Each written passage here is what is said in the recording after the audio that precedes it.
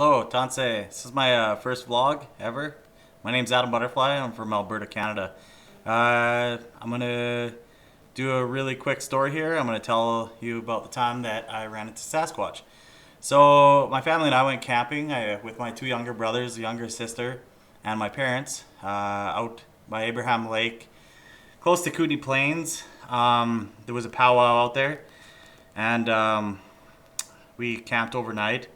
I believe it was the second day. Me and my younger sister went walking out into the woods or whatever, close to, kind of to the west of where the powwow was.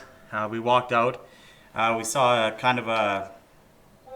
an old building there, or that had burnt down or something. Some old, maybe a cabin, or not exactly sure what it was. So we wanted to go check it out because there was a little bit of a foundation there, and I think maybe we thought there was a basement. I don't know what we were looking for really.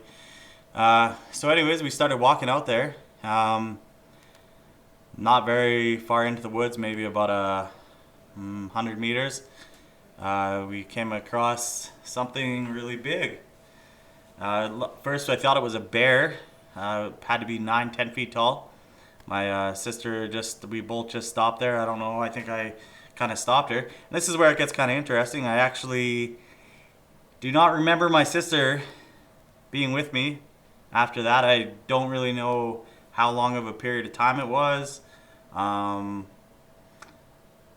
I have a feeling it was 5-10 minutes that we stood there and looked at it.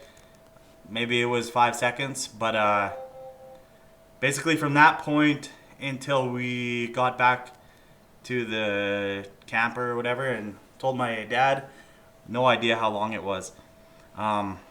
Really hazy. I don't know if anyone else that has ever seen Sasquatch has the same experience. So basically we came up on it and thought it was a bear. I thought it was a bear standing with its arms up in the air like this. I guess you could say I was scared. I don't really know if it was fear exactly. It was, looking back, it was kind of an odd feeling. I felt, maybe it was a type of fear. Anyways, it looked at me. It looked a lot like I guess like a gorilla or an ape. Had hair, kind of like a bear, just long hair. Its face was kind of black. I think there was kind of a lot of hair on its face, but I do remember its eyes were black. This is something that haunted me for 20 some years. Again, if I didn't say, I think I was probably 12, 13 years old when this happened. It would have been back in the mid 90s. It looked at us, and its eyes just like burned black. They were just I don't even know how to explain it. There really is no black. This black, that black. None of this black even fit the darkness that this animal or being's eyes were. It just stared at us. And at that point, I don't know if my sister was with me. I literally don't remember looking back at her after we first got up on it. And I kind of just stared in its eyes, and it started to eventually back off, and is still looking at me, and it took off to the right of us.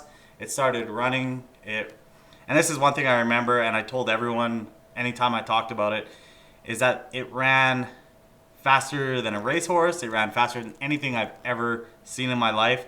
It almost as if it floated, and I'm probably about a half a kilometer. I could see it through the bush. The bush was fairly dense, but there were, like, I remember being able to see it for a long distance until it got a lot smaller. And it probably only took 5 seconds maybe to go what would have been probably about a kilometer. I don't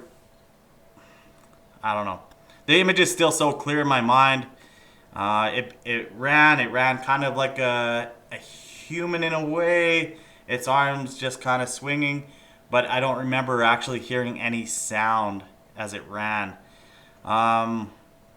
Next thing that happened is I walked back to camp, and again, I don't know if my sister was with me. She says she was with me coming back, and she had to be because she was with me when we went out to explore. She said she saw something too.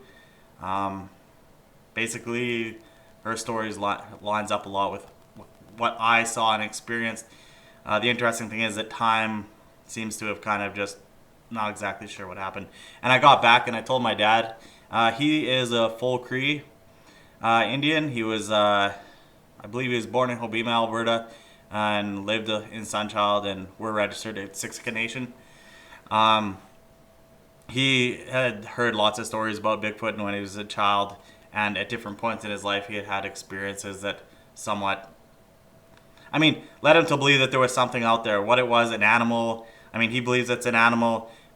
Me personally, at this point, I'm not so sure that it's an animal. I believe it's some other sort of being, which sounds crazy, and I guess that's open for interpretation. And unless you've seen it, you can't really even comment on it. I got back and I told him, I said, "Hey, Dad, like we saw Sasquatch. It was just out there in the woods." And I remember he was kind of just like, "Oh, really?" And he wanted to hear about it. And my mom says, "Don't talk about it." Kind of bugged me for many years. It bothered me that she didn't want to talk about it. She had her reasons, I'm sure. Even now, like talking about it, it's kind of not something I necessarily like talking about, because after that, there were a lot of things that happened in my life that I feel had something to do with that thing I saw.